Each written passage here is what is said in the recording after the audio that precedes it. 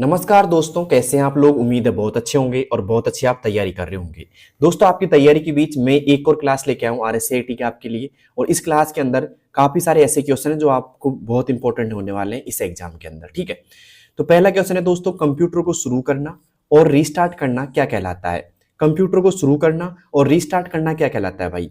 A option login करना, restart करना, booting अवस्था या शट डाउन करना। दोस्तों, कंप्यूटर को शुरू करना और रीस्टार्ट करना बूटिंग अवस्था कहलाती है। क्या दोस्तों, बूटिंग अवस्था कहलाती है। तो उम्मीद करता हूं पहला क्वेश्चन आपको अच्छी तरह समझ में आ गया होगा, बूटिंग अवस्था। अब चलते हैं दोस्तों दूसरे क्वेश्चन की ओर। दूसरा क्वेश्चन है हमारा, कंप्यूटर में लॉगिन करने के बाद जो स्क्रीन दिखाई देती है उसे क्या कहते हैं। कंप्यूटर में लॉगिन करने के बाद जो स्क्रीन दिखाई देती है उसे क्या कहते हैं। पहला ऑप्शन वॉलपेपर, दूसरा डेस्कटॉप, तीसरा विंडो या फाइल मैनेजर। दोस्तों, यहां पे बात करें कंप्यूटर में लॉगिन करने के बाद जो स्क्रीन दिखाई देती है, जैसे मान लो ये आपका मॉनिटर है और मॉनिटर पे जैसे ही लॉगिन करती है जो स्क्रीन दिखाई देती है ना, यहाँ पे इस स्क्रीन को कहा जाता है दोस्तों डेस्कटॉप। क्या कहते हैं दोस्तों, डेस्कटॉप कहते हैं इसको। क्लियर यहां तक का ओके।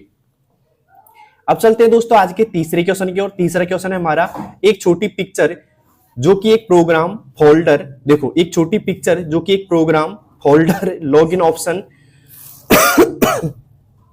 का प्रतिनिधित्व करती है, क्या कहलाती है दोस्तों। थोड़ा गला खराब हो रहा है दोस्तों, ध्यान रखना इस चीज का। एक छोटी पिक्चर जो कि एक प्रोग्राम फोल्डर या लॉगिन ऑप्शन का प्रतिनिधित्व करती है, क्या कहलाती है भाई। टास्क बार कहलाती है, आइकन कहलाती है, फोल्डर कहलाती है या शॉर्टकट कहलाती है।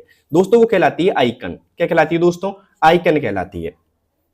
ओके, तो ये इंपॉर्टेंट क्वेश्चन है, आपकी बार एग्जाम में देखने को मिल सकता है आपको। आइकन क्या होता है दोस्तों, एक छोटी पिक्चर होती है जो एक प्रोग्राम फोल्डर या लॉगिन ऑप्शन का प्रतिनिधित्व करती है। ओके, अब चलते हैं दोस्तों अगले क्वेश्चन की ओर। अगला क्वेश्चन है हमारा, बैकग्राउंड में रन हो रहे प्रोग्राम को होल्ड करने के लिए जो आइकन होते हैं उन्हें क्या कहते हैं। बैकग्राउंड में रन हो रहे प्रोग्राम को होल्ड करने के लिए, किसके लिए दोस्तों, प्रोग्राम को होल्ड करने के लिए जो आइकन होते हैं उन्हें क्या कहते हैं। स्टार्ट मेन्यू कहते हैं, कंट्रोल पैनल कहते हैं, सिस्टम ट्रे कहते हैं या फिर डेस्कटॉप कहते हैं। दोस्तों कहते हैं सिस्टम ट्रे। क्या कहते हैं दोस्तों, सिस्टम ट्रे कहते हैं। तो यहां पे आएगा C option is right, system tray. Okay, अब चलते हैं दोस्तों आज के पांचवें क्वेश्चन की ओर। पांचवा क्वेश्चन है, प्रधानमंत्री जनधन योजना भारत सरकार द्वारा कब शुरू की गई। प्रधानमंत्री जनधन योजना भारत सरकार द्वारा कब शुरू की गई। तो दोस्तों ये शुरू की गई थी अगस्त 2014 में। कब दोस्तों, अगस्त 2014 में शुरू की गई थी। तो उम्मीद करता हूं 5 में से आपका स्कोर 5 रहा होगा। ठीक है, और किस किस शख्स का 5 में से 5 सही हो गए कमेंट बॉक्स में बताओ मुझे। अब चलते हैं दोस्तों छठे क्वेश्चन की ओर। छठा क्वेश्चन है हमारा, ध्यान से पढ़िएगा इसको। एक छोटी सी प्लास्टिक कार्ड, क्या दोस्तों, एक छोटी सी प्लास्टिक कार्ड है जिसमें किसी बैंक द्वारा जारी किया गया क्रेडिट लिमिट होता है, जिसमें सामान सेवाओं की खरीद की जा सकती है, क्या कहलाता है दोस्तों। डेबिट कार्ड कहलाता है, पैन कार्ड, क्रेडिट कार्ड या आधार कार्ड। ध्यान रखना दोस्तों, सामान और सेवाओं की खरीद भी की जा सकती है इससे, तो कहते हैं दोस्तों क्रेडिट कार्ड। क्या दोस्तों, क्रेडिट कार्ड कहेंगे। ये एक प्लास्टिक का कार्ड होता है जो बैंक द्वारा जारी किया जाता है। इसमें क्रेडिट लिमिट होती है कि भाई कितने तक की खरीद कर सकते हैं आप, 50,000, 1 लाख जो भी है। इसके बाद में सामान और सेवाओं की खरीद भी की जा सकती है इससे। ठीक है, तो उम्मीद करता हूं छठा सवाल आपको समझ में आ गया होगा। अब चलते हैं दोस्तों सातवें क्वेश्चन की ओर। सातवां क्वेश्चन क्या है, ध्यान से देखिएगा। MS वर्ड में लाइन के अंत में जाने के लिए किस कुंजी का प्रयोग होता है। आज थोड़ा गला खराब हो रहा है लेकिन फिर भी मैं आपके लिए क्लास बना रहा हूं, ये इंपॉर्टेंट है दोस्तों। MS वर्ड में लाइन के अंत में जाने के लिए किस कुंजी का प्रयोग होता है। जैसे मान लो ये लाइन आपके साथ में, ठीक है, लेकिन कर्सर देखो मान लो शुरुआत में यहाँ पे, और इसको इस लाइन के एंड में ले जाना है कर्सर को। ठीक है, लाइन के एंड में ले जाना है यहाँ पे, मतलब यहां से उठा के कर्सर को लाइन के अंत में ले जाना है दोस्तों। तो आप किसका प्रयोग करेंगे, होम का करेंगे, एंड का करेंगे, कंट्रोल का करेंगे या शिफ्ट का करेंगे। दोस्तों उसके लिए करेंगे हम एंड की का प्रयोग। किसका दोस्तों, एंड की का। तो होम की का क्या होता है, होम की का होता है कर्सर को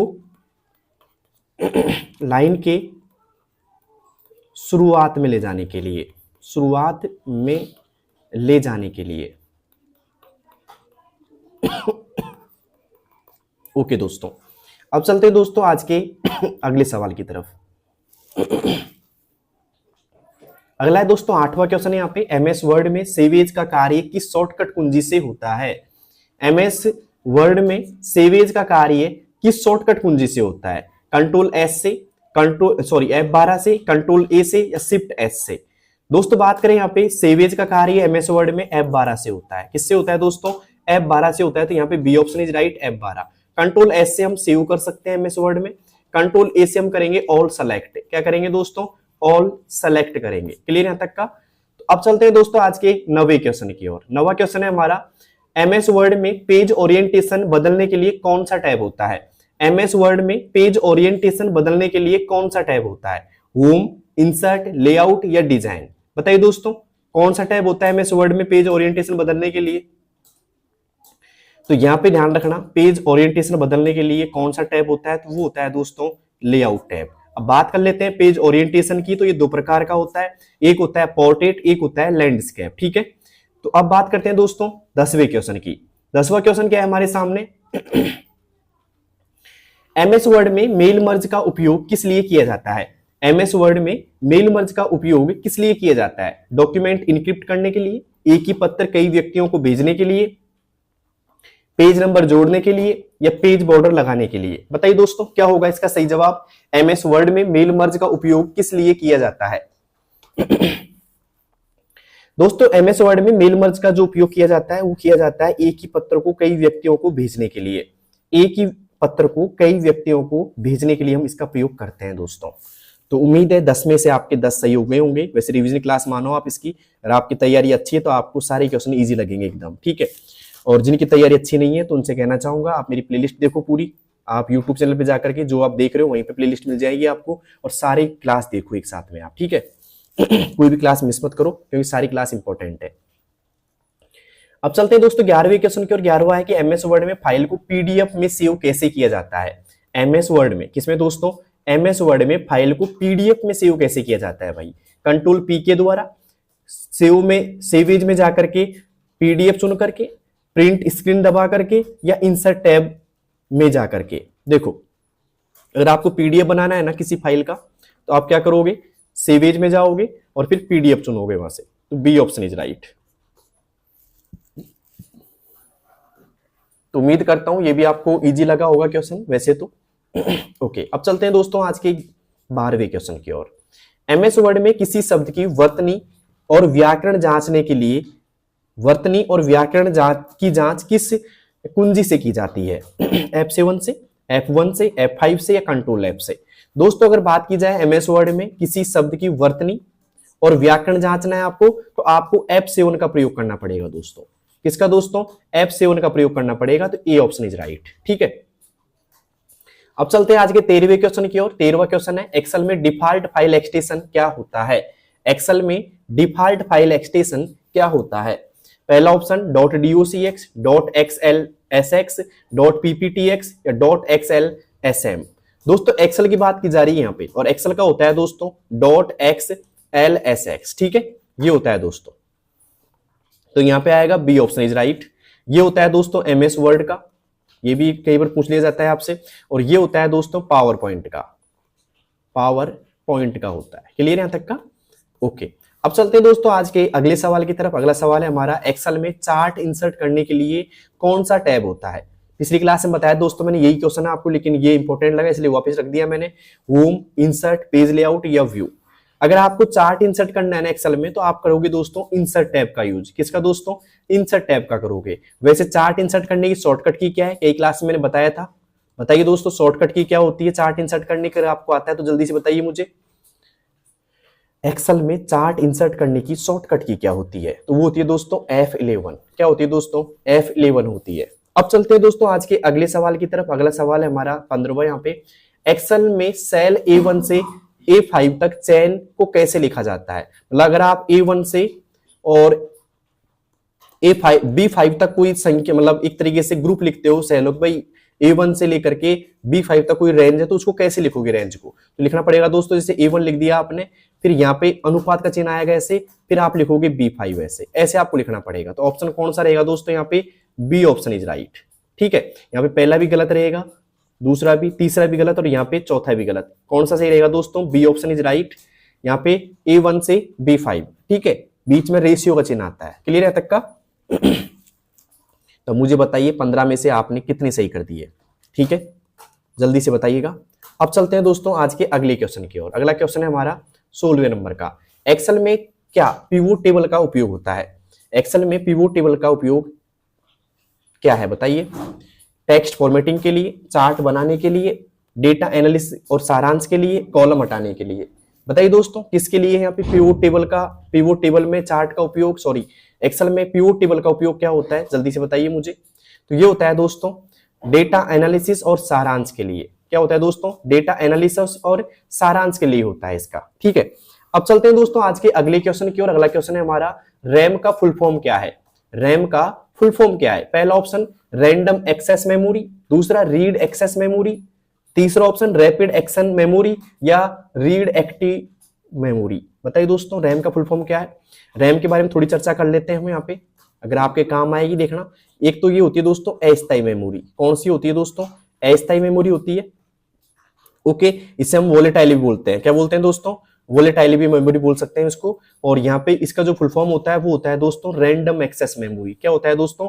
रैंडम एक्सेस मेमोरी होता है। ठीक है, तो यहाँ पे आएगा दोस्तों ए ऑप्शन। क्लियर यहाँ तक का? और कई लोग बोलते हैं ना बिजली जाने पर डेटा मिट जाता है, बिजली जाने पर डेटा मिट जाता है। क्लियर यहाँ तक का?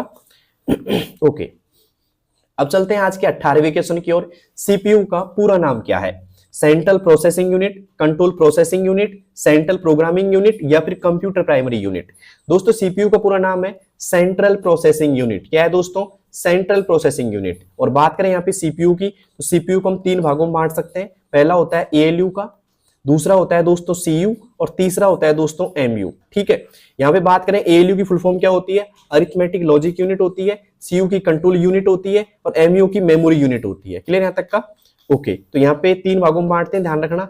और कई बार सवाल यहाँ से पूछ लिया जाता है। ठीक है, अब बात करते हैं दोस्तों अगले क्वेश्चन की। अगला क्वेश्चन है हमारा यहाँ पे 19वां। ठीक है, 19वां क्वेश्चन है दोस्तों यूएसबी का फुल फॉर्म क्या है?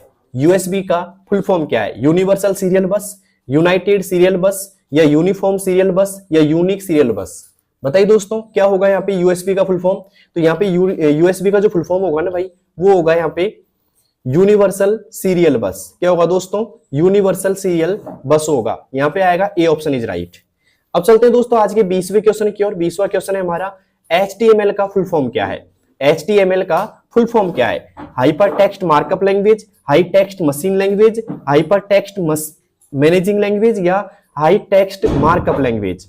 दोस्तों यहाँ पे HTML की बात की जाए तो इसका फुल फॉर्म क्या, अगर आपको आता है तो कमेंट बॉक्स में दे सकते हैं इसका आंसर। तो HTML का फुल फॉर्म होगा दोस्तों यहाँ पे हाइपर टेक्स्ट मार्कअप लैंग्वेज। क्या होगा दोस्तों? हाइपर टेक्स्ट मार्कअप लैंग्वेज होगा। तो यहाँ पे आएगा दोस्तों ए ऑप्शन इज राइट। ठीक है, अब चलते हैं दोस्तों आज के 21वें क्वेश्चन की ओर। 21वां है HTTP का फुल फॉर्म क्या है? HTTP का फुल फॉर्म क्या है भाई? बताइए जल्दी से।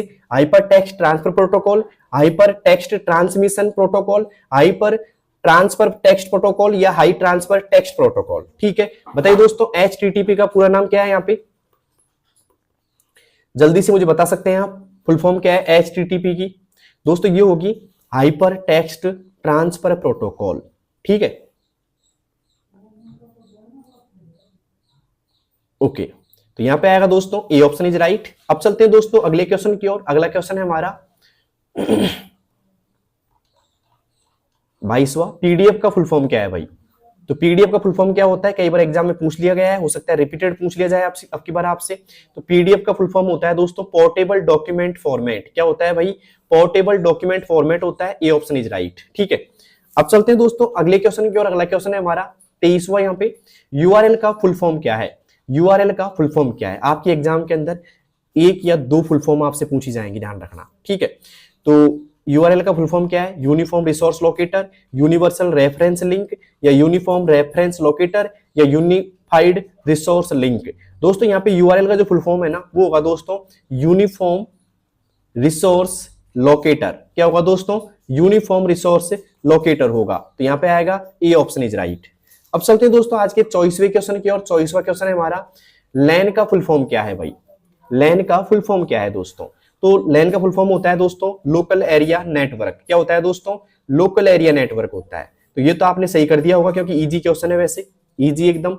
कि लैन का फुल फॉर्म क्या है दोस्तों, लोकल एरिया नेटवर्क है। तो चलते हैं दोस्तों आज के अगले क्वेश्चन की, और अगला क्वेश्चन है हमारा 25वां। यहाँ पे एसएमएस का फुल फॉर्म क्या है, एसएमएस का फुल फॉर्म क्या है भाई, short message service, small message system, short messaging solution या सिंपल मैसेज सर्विस। दोस्तों एसएमएस का जो फुल फॉर्म होगा ना वो होगा दोस्तों शॉर्ट मैसेज सर्विस। क्या होगा दोस्तों, शॉर्ट मैसेज सर्विस होगा। ठीक है, अब चलते हैं दोस्तों अगले क्वेश्चन की, और अगला क्वेश्चन है हमारा 26वां यहाँ पे। ठीक है, आईपी का फुल फॉर्म क्या है, internet protocol, internal process, internet processing या इंफॉर्मेशन प्रोटोकॉल। दोस्तों आईपी का जो पूरा नाम है ना, आता है आपको, तो आईपी का पूरा नाम है दोस्तों इंटरनेट प्रोटोकॉल। क्या है दोस्तों, इंटरनेट प्रोटोकॉल है। तो यहां पे आएगा ए ऑप्शन इज राइट। अब चलते हैं दोस्तों आज के 27वें क्वेश्चन की ओर। प्रिंट स्क्रीन की का उपयोग क्या है, बताइए दोस्तों। स्क्रीन बंद करने के लिए, स्क्रीन पर स्क्रीनशॉट लेने के लिए, या स्क्रीन सेव करने के लिए, या पेज प्रिंट करने के लिए। दोस्तों यहाँ पे प्रिंट स्क्रीन की बात की जाए तो ये होती है दोस्तों एक तरीके से स्क्रीन का स्क्रीनशॉट लेने के लिए। B option is right. Okay, अब चलते हैं दोस्तों अगले क्वेश्चन की ओर। अगला क्वेश्चन है हमारा 28वां यहाँ पे। विंडोज ई का उपयोग क्या होता है। काफी सारी क्लास में मैंने बताया, अगर आपने मेरी देखी पिछली क्लास तो सभी मैंने बता रखा है कि विंडोज ई का प्रयोग क्या है। काफी क्वेश्चन लिया है इसका में, क्योंकि मुझे इंपॉर्टेंट लग रहा है, आपकी बार देखने को मिल सकता है एग्जाम के अंदर ऐसा क्वेश्चन। तो विंडोज ई का जो प्रयोग होता है दोस्तों वो क्या होता है, ये पूछ रहा है आपसे क्वेश्चन। ठीक है, तो 1 मिनट ये ऊपर आ गई क्लास, मैं वापस ले जाता हूँ 28वें क्वेश्चन की ओर। 22। तो दोस्तों उम्मीद करता हूं आपने 27 क्वेश्चनों में से काफी क्वेश्चन सही कर दिए होंगे। ठीक है, तो 28वां क्वेश्चन था हमारा कि विंडोज ई का उपयोग होता है, बताइए दोस्तों किस लिए होता है। तो यहां पे आता है दोस्तों विंडोज ई का होता है फाइल एक्सप्लोरर खोलने के लिए। ठीक है, विंडोज ई का प्रयोग। क्लियर है तक का। ओके, अब चलते हैं आज के सेकंड लास्ट क्वेश्चन की ओर। कंट्रोल प्लस होम का कार्य क्या है। दस्तावेज को सेव करना, कर्सर को अंत में ले जाना, कर्सर को डॉक्यूमेंट की शुरुआत में ले जाना, नया डॉक्यूमेंट खोलना। देखो दोस्तों अगर बात करें यहाँ पे कंट्रोल होम की, तो कर्सर को डॉक्यूमेंट की शुरुआत में ले जाना। ठीक है, कर्सर को डॉक्यूमेंट की शुरुआत में ले जाना, कर्सर को अंत में ले जाना। अगर डॉक्यूमेंट की बात की जाए कि डॉक्यूमेंट के अंत में ले जाना।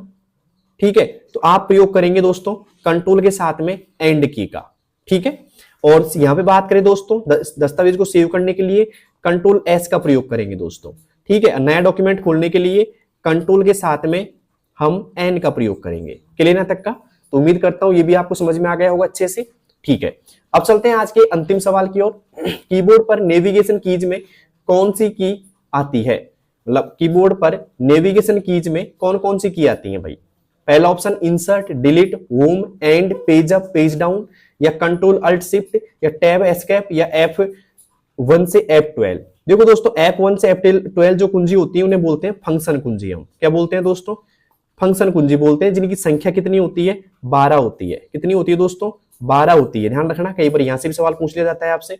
लेकिन बात करें नेविगेशन कीज की तो वो होती है दोस्तों insert, delete, home, and, page up, page down. तो यहां पे आएगा ए ऑप्शन इज राइट। ठीक है, तो उम्मीद है दोस्तों मुझे आपके 30 में से 30 सही हो गए होंगे। लेकिन मुझे बताइए आपके कितने सही हुए, किन किन बंदों के 30 में से 30 सही हो गए, और कौन कौन ऐसे जिनके 25 से भी कम सही हुए हैं 30 में से। ठीक है, कमेंट बॉक्स में जरूर बताना मुझे क्लास कैसी लगी। अगर अच्छी लगी तो कमेंट बॉक्स में ये भी बताना मुझे, और साथ में इस क्लास को सभी उन दोस्तों के पास शेयर कर दो जिनके हाल फिलहाल में कोई भी कंप्यूटर संबंधित एग्जाम है या RSCIT के एग्जाम है। ठीक है, तो शेयर करो सभी। ठीक है, मिलते हैं दोस्तों नेक्स्ट क्लास में, तब तक के लिए बेस्ट ऑफ लक। धन्यवाद, थैंक यू, बाय।